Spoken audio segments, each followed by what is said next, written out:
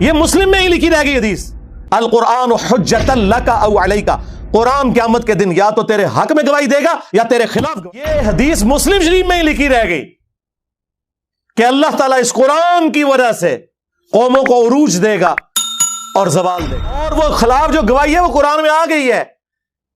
وہ صرف قرآن نہیں، صاحب قرآن بھی۔ سورہ فرقان آیت نمبر 30، وقال الرسول یا رب ان قوم اتخذوا هذا القرآن مہجورا، اور رسول اللہ قیامت کے دن شکایت کریں گے کہ اے اللہ میری قوم نے قرآن کو پیٹھ کے پیچھے ڈالا۔ فکیف اذا جئنا من کل امۃ بشہید، وہ کیسا دردناک وقت ہوگا قیامت کا کہ جب ہم ہر امت میں سے ایک گواہ کو، اس امت کے پیغمبر کو اٹھائیں گے، اور اے محبوب صلی اللہ علیہ وآلہ وسلم ہم آپ کو گواہ بنا کر اٹھائیں گے ان کے اوپر جن میں آپ کو مبعوث کیا۔ عبداللہ بس کرو، عبداللہ بس کرو، کہتے ہیں میں نے نگاہ اٹھا کے حضور کی طرف دیکھا تو آپ کی دونوں آنکھوں سے زاروں قطار آنسو جاری تھے کہ مجھے اپنی امت کے خلاف قرآن کی اس آیت کے تحت گواہی دینی پڑے گی۔ حضور اس لیے رو رہے ہیں کہ مجھے گواہی دینی پڑے گی کہ میری امت نے قرآن کو چھوڑ دیا، میرے دین کو پس کچھ ڈال دیا، اور امت امید لگائی بیٹھی ہے حضور نے شفاعت کرنی ہے۔ آپ دیکھیں کتنا فرق ہے۔ ہاں ہمیں شفاعت رسول کا بتایا گیا جو برحق ہے، عسیٰ ان یبعثک ربک مقاما محمودا، کوئی شک نہیں، اللہم اجعلنا منہم۔ لیکن آپ لوگوں نے کیا کہا کہ قرآن کس لیے نازل ہوا ہے؟ مردے بخشوانے کے لیے۔ ہمارے محبوب صلی اللہ علیہ وآلہ وسلم کی پوری زندگی سینٹرڈ اراؤنڈ قرآن ہے، آپ کا انسٹرومنٹ آف دعوت قرآن۔ وَأُوحِيَ إِلَيَّ هَذَا الْقُرْآنُ لِأُنذِرَكُم بِهِ وَمَن بَلَغَ، اے نبی تم فرماؤ قرآن مجھے اس لیے وحی کیا گیا تاکہ اس قرآن کے ذریعے میں تم تک بات پہنچاؤں جس تک بھی پہنچے۔ اور وہ دیکھیں کیسی پہنچائی ہے، صحیح مسلم میں یہ حدیث ہے، نبی علیہ السلام نے حجۃ الوداع کے موقع پر فرمایا تھا میں تم میں ایک چیز ایسی چھوڑ کے جا رہا ہوں جسے پکڑ لوگے کبھی گمراہ نہیں ہوگے، وہ اللہ کی کتاب ہے۔ اچھا حجۃ الوداع کا جو خطبہ مسلم شریف میں آیا نا، اس میں صرف قرآن کا ذکر ہے، حدیث سنت کا ذکر نہیں ہے، کیونکہ سنت کو ماننا قرآن ہی کو تو ماننا ہے، قرآن نے نہیں کہا ہے نا من یطع الرسول فقد اطاع اللہ، جس نے رسول اللہ کی اطاعت کی اس نے اللہ کی اطاعت کی۔ ٹھیک ہے ایک حسن درجے کی روایت ہے حاکم کے اندر، قرآن اور سنت دو چیزیں، لیکن حجۃ الوداع کا جو خطبہ مسلم شریف میں آیا اس میں صرف قرآن کا ذکر ہے، لیکن وہ لکھی رہ گئی مسلم میں حدیث۔ یہ حدیث مسلم شریف میں ہی لکھی رہ گئی کہ اللہ تعالیٰ اس قرآن کی وجہ سے قوموں کو عروج دے گا اور زوال گا۔ وہ زمانے میں معزز تھے مسلمان ہو کر اور تم خوار ہوئے تارک قرآن ہو کر۔ یہ مسلم شریف میں حدیث لکھی رہ گئی، یہ مسلم میں ہی لکھی رہ گئی حدیث، القرآن حجۃ لک او علیک، قرآن قیامت کے دن یا تو تیرے حق میں گواہی دے گا یا تیرے خلاف گواہی دے گا۔ جی، اور وہ خلاف جو گواہی ہے وہ قرآن میں آ گئی ہے، وہ صرف قرآن نہیں، صاحب قرآن۔ سورہ فرقان آیت نمبر 30، وقال الرسول یا رب ان قوم اتخذوا هذا القرآن مہجورا، اور رسول اللہ قیامت کے دن شکایت کریں گے کہ اے اللہ میری قوم نے قرآن کو پیٹھ کے پیچھے ڈالا۔ ہاں ہمیں شفاعت رسول کا بتایا گیا جو برحق ہے، عسیٰ ان یبعثک ربک مقاما محمودا، کوئی شک نہیں، اللہم اجعلنا منہم۔ اللہ تعالیٰ ہمیں ان میں کرے جن کو رسول اللہ کی شفاعت نصیب ہوگی صلی اللہ علیہ وآلہ وسلم۔ لیکن یہ تلخ پہلو ہے کہ نبی علیہ السلام نے شکایت بھی لگانی ہے، جس کی شکایت لگ رہی ہوگی وہ شفاعت کس منہ سے کروائے گا؟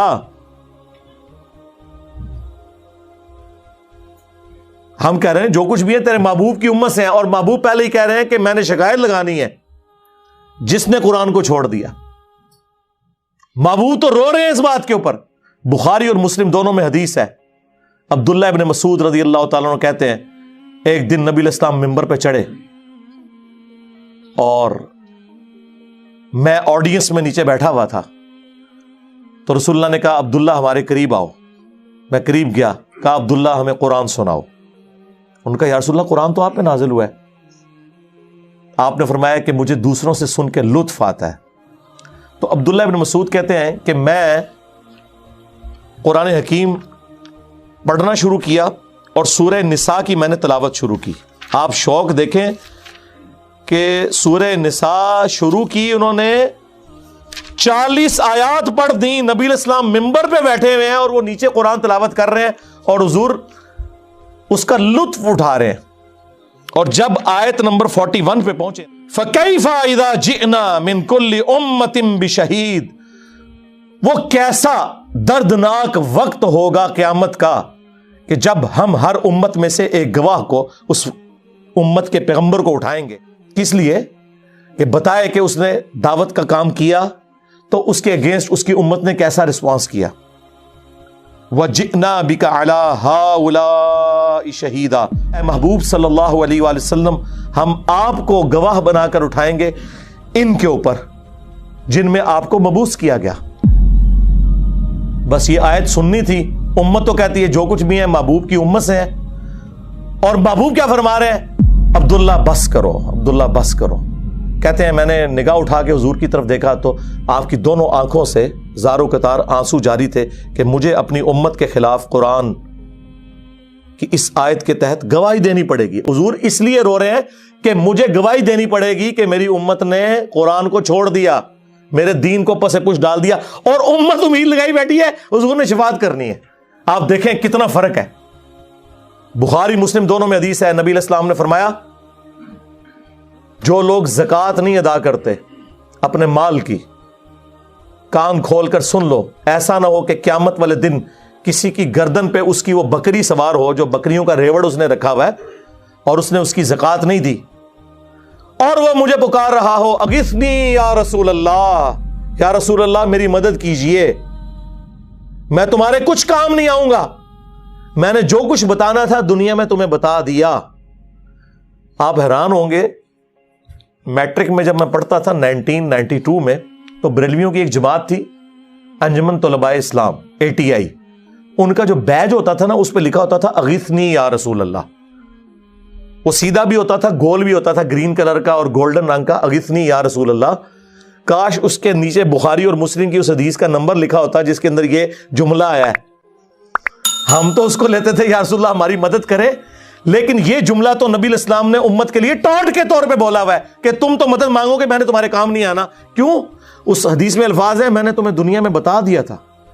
کہیں ایسا نہ ہو کہ کسی کی گردن پہ اس کی گائے سوار ہو جس کی اس نے زکوٰۃ نہیں دی، جب وہ گائے 40 کے عدد کو پہنچ جائے، یعنی عام گائے کی زکوٰۃ نہیں ہے، اور وہ چیخیں مارتا ہوا کہ اغثنی یا رسول اللہ، یا رسول اللہ میری مدد کرے، میں نے تمہیں دنیا میں اللہ کا پیغام پہنچا دیا تھا، میں تمہارے کچھ کام نہیں آؤں گا. پھر نبی علیہ السلام نے اونٹ کا سوار ہونے کا ذکر کیا. تو اندازہ کریں اللہ کے نبی علیہ السلام نے اپنی امت کو ایک ایک تفصیل کھول کر بیان کر دی ہے، کوئی کسر نہیں چھوڑی، کھول کھول کر باتیں بیان کر دی ہیں، کسی کو وہم بھی باقی نہ رہے. پھر بھی امت کو خیال نہ آئے تو الگ بات.